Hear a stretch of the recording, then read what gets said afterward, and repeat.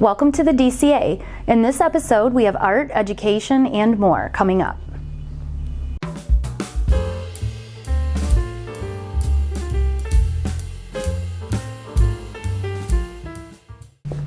The Downriver Council for the Arts Anime Academy class teaches kids stylized Japanese art. We talked to the class instructor Tricia to find out how step-by-step instruction will teach students essential drawing skills.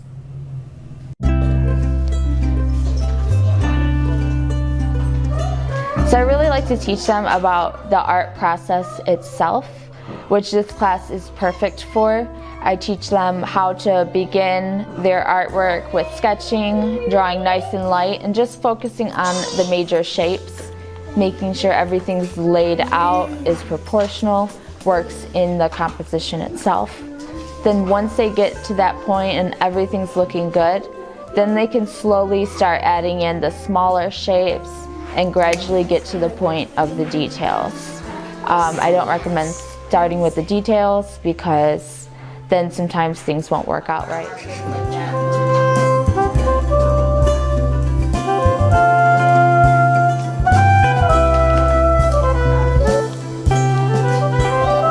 After everything is revised and everything seems perfect on the page, then they can slowly begin to erase any guidelines that they have. Start with the outlining and using the markers as well as other art supplies, because mixed media is always great to do with this as well. In our painting and drawing classes, students gain important skills while learning at their own pace. Instructor Bruce Timms explains the learning process.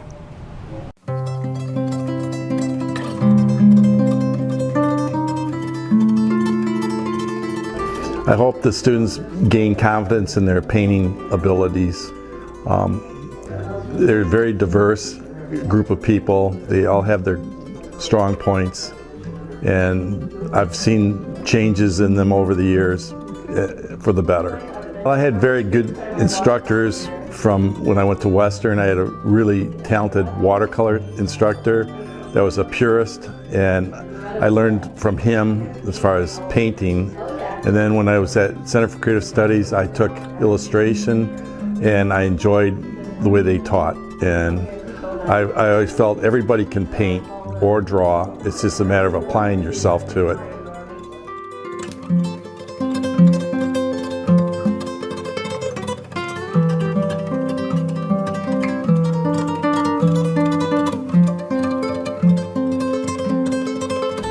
This class is of all levels. Everybody's an individual in it, and they approach painting. I try to help them when they have questions and give them direction. The most important thing to stress is that you can't compare yourself to someone that's been painting for like 10, 20 years and think you're going to paint like they do. After a while, you will be able to paint better, but to compare yourself to someone that's been painting for a long period of time it'll make you upset, you know. So I mean, I can't stress that enough. I've had students come here thinking they're going to paint like the person that's sitting next to them who's been painting for years, and then they get upset and drop out because they lose confidence. That's the main problem with a new student. If they can paint and see themselves progress, then they'll be fine.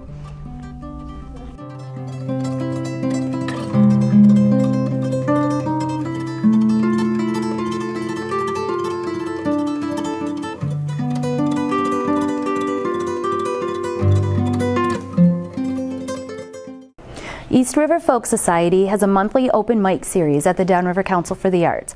Join us for an evening of folk, acoustic, and traditional music.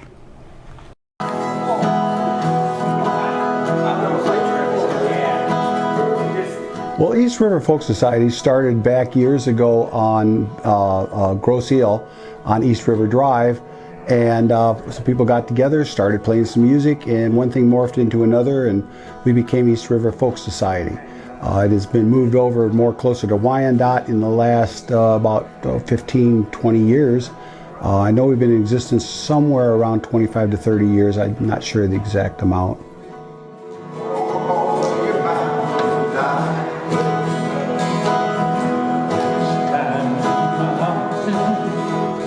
you're going to see is live performances from people who will do original songs, and sometimes they will do songs that are from another band or group. Some people reinterpret songs, as I like to do with them, mostly through the music, not always exactly the way it was originally done. We get everything from folk music to rock to Christian, soul. We've had blues players come down over the years. Really, it's a very eclectic type of musical groups. A group that comes down. In individual players, sometimes we have more than that. We've had people bring down ukuleles and drums and other musical instruments over the years as well. So it's not always your standard acoustic night.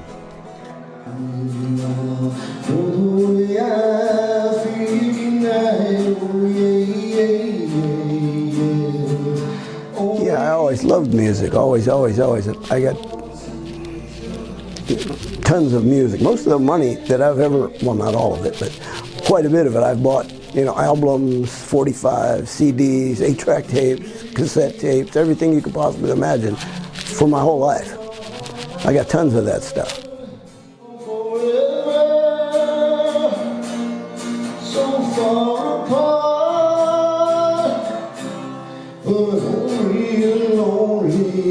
I like all the old doo-wop stuff from the 50s. I like the old Motown music.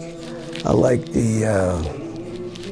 you know, the Beatles, the Rolling Stones, Elvis Presley, Roy Orbison, just everybody. Even some of the newer stuff I like to do, like Aerosmith, and but it's too long. The songs are too long to play in here. They're longer than 3 minutes, and they don't want you to do stuff over that length of time. I said, come on, baby, don't you want to go? Well, music has always been big, especially when I was a teenager. I found that there was some music really inspired me. It even made me cry, you know. And the first time that I heard 25 or 6 to 4 by Chicago, it did. It was all the instruments coming together and all that sound. It actually brought me to tears. And other songs have done that too, but I always thought it was, you know, emotional because of, you know, religious or something like that. But I found that it's just music by itself does the same thing. It doesn't have to have any kind of theme. That's it. It just. 426, keep on messing around. You gotta get yourself in a fix. I said, come on, baby, I can't imagine a life without music in it. It's quite the emotional release, I guess you would say. It helps you get over things in that. And I just enjoy playing, and I love to see if we play. If I see somebody smile and that's something we did, that's good enough for me. That makes my day. But I can't really tell you what made me where I got this drive from. But I can tell you this: I remember being a kid, like 8 or 9 years old, and being at a beach. I don't remember what beach it was. It was some beach around here, and there was a live band playing out on the beach. And I remember this to this day. They were playing Louie Louie, and I just remember standing there watching these guys, thinking that is the coolest thing in the world. That's what I want to do, and I guess that's my answer.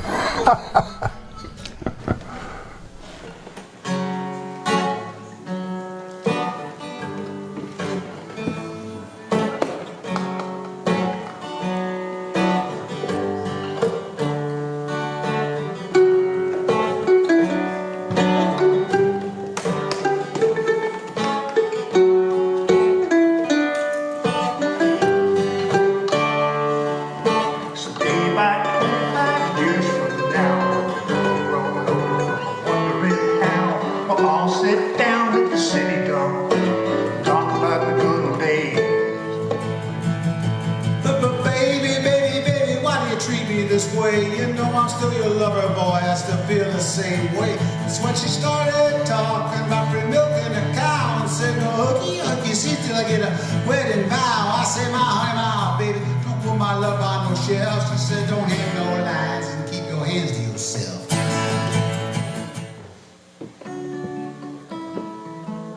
Your flood of love has always overpowered me, like a swaying surging of the sea. So mostly at the edge I'd wait, as I have always been afraid to let your love wash over me.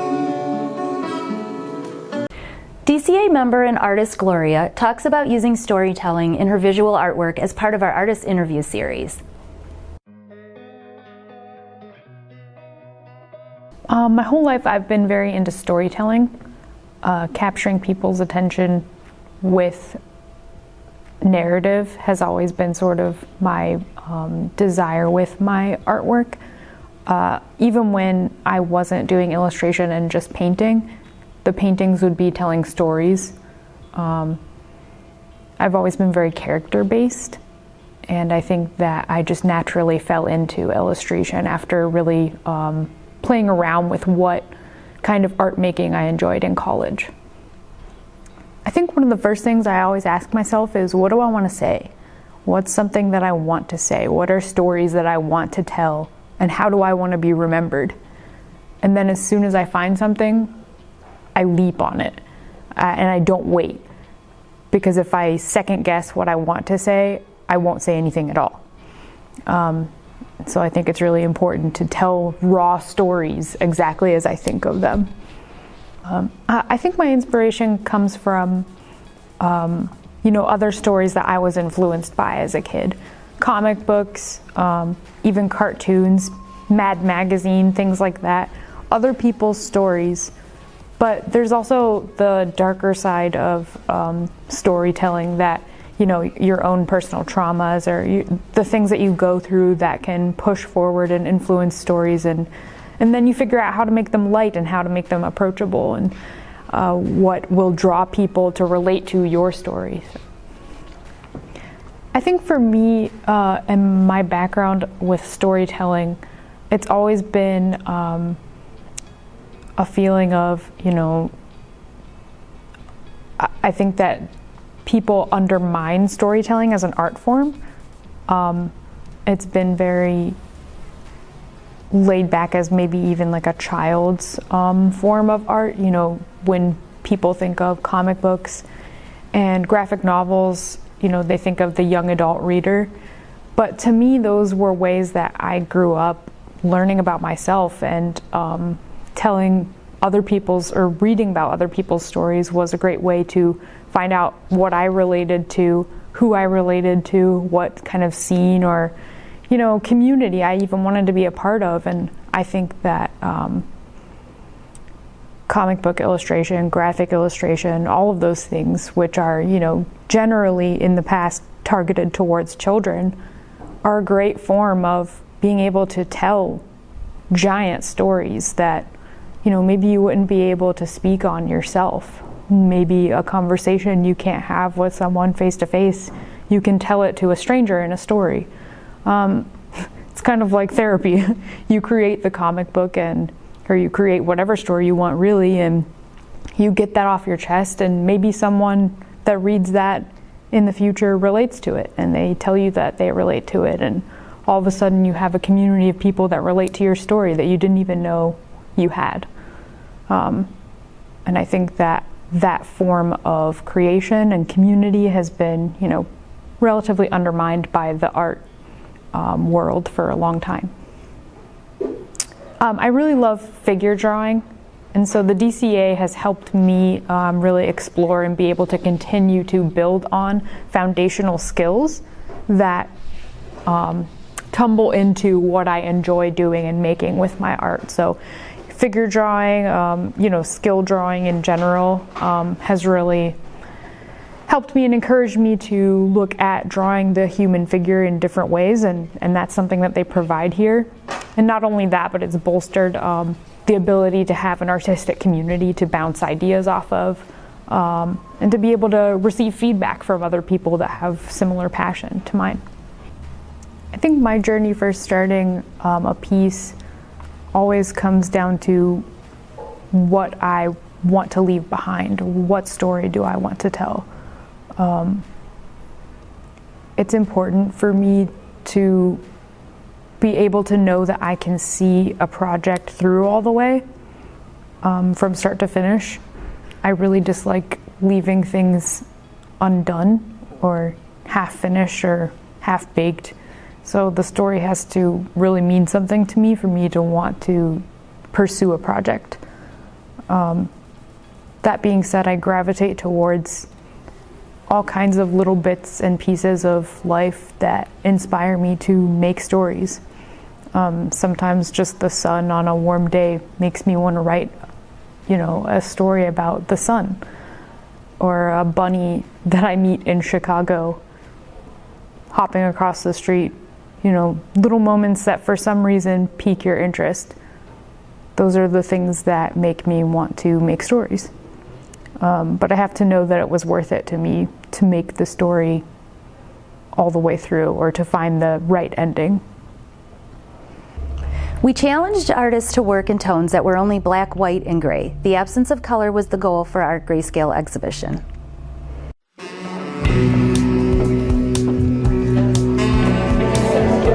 This exhibit explores the idea of grayscale in the absence of color. On the gallery committee, I remember I pitched this idea at, last fall, and I was not sure if it was going to take off. Color is something that is so inspiring to us and human beings, and it is something that we visually are driven by. So to have a visual art exhibit where that's not an option, I thought maybe would be something that could challenge artists coming into this show. My piece of art is inspired by The Wizard of Oz, because when I heard that they were doing a black and white piece, like a grayscale thing of art, I wanted to think of all the black and white pieces of media that inspired me. So I was thinking of what black and white movies do right now. And the first one that came to mind was The Wizard of Oz, which I know is not fully black and white, but I like how the colors are slowly introduced in the movie. This is called objective love. Sometimes we put love on a shelf, and this represents the love of these objects interchanging with each other, but they're on a shelf.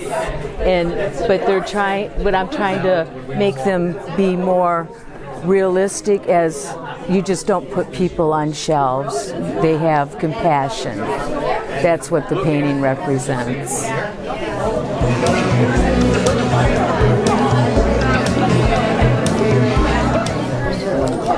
Because it is in shades of black, white, and gray, I was limited to what I could do. But I just allowed things to flow. I utilized some collage and acrylic. And this particular piece here is actually a study after James O'Barr's The Crow. It's just a frame out of the comic book. And I just thought it was a very nice piece. I enlarged it, and it created something very interesting. The piece next to it, again, there was just a flow of ink, freedom that almost happens of itself. And I see things in it. I may see some imagery, but overall, there's a lot of freedom there that I enjoyed doing, as opposed to something sweet and saccharine like red barns and cows in the pastures. If you want to see that, look at calendars.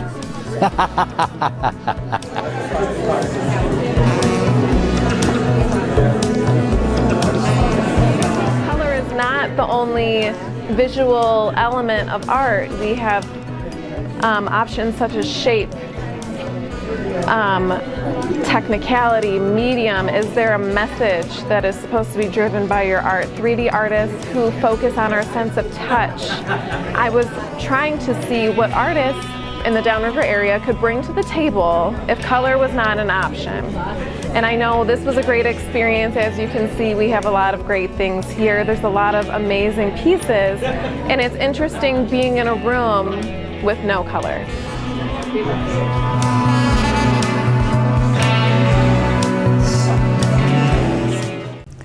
The Downriver Council for the Arts hosts a wide variety of entertaining events in the Arts Center.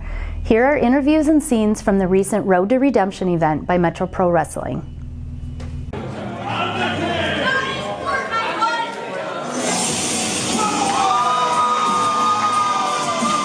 Dread King Logan, the creator, the destroyer of the world. The entire planet knows I am wrestling. Have you ever stepped into that ring? You ask me these stupid questions. I was born, bred, and created to destroy any stupid moron that steps foot into that ring, especially tonight.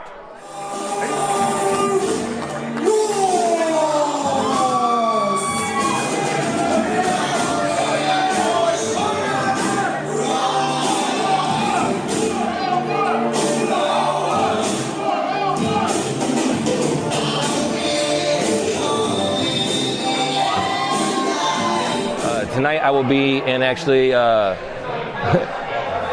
Got That Dog in a match.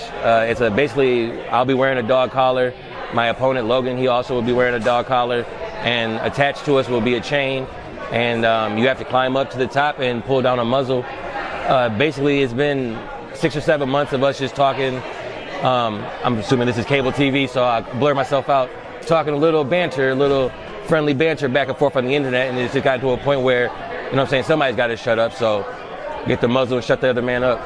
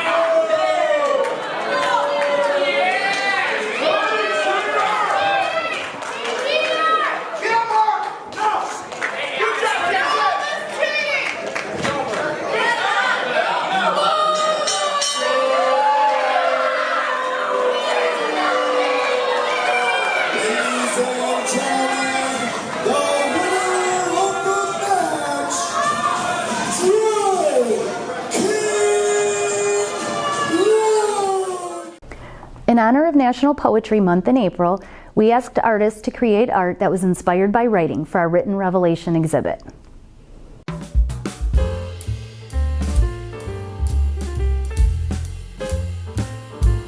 This piece has some pretty remarkable story.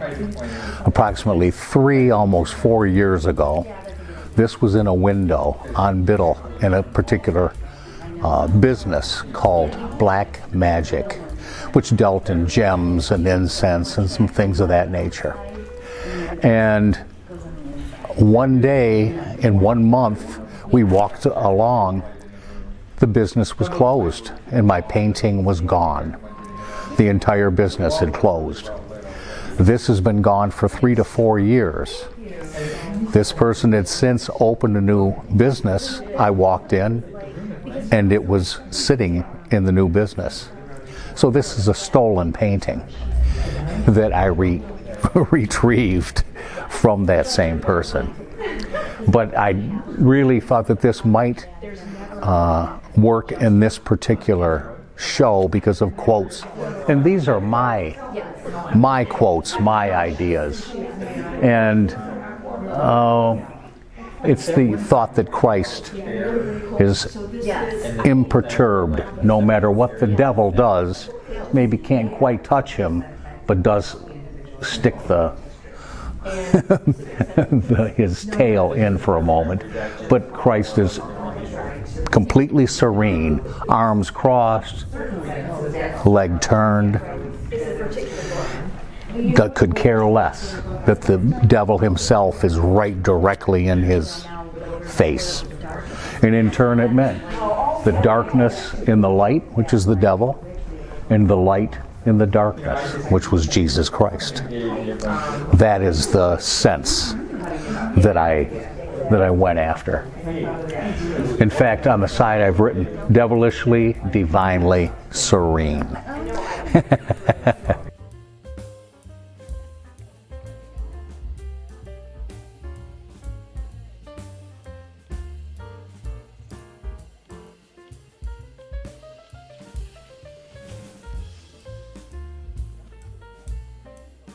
So this piece I actually just did the other night.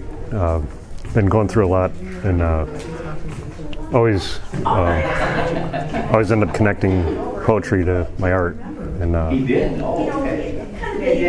there's ways that pictures and words fill in the gaps for each other and can make something really impactful when you combine the two. So with this poetry show, it's a pretty neat opportunity to share both of them at the same time.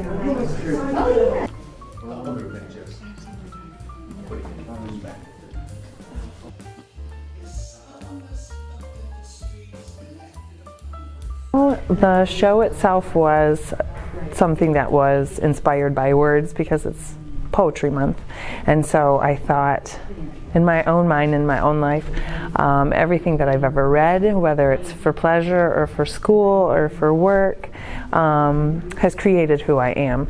So I cut the sentences out of books and I kind of strung them together like it was being wrapped around a person or creating the person, stitching them from the side. Because I believe that the words that I read, have read, and will read helped create the person that I am.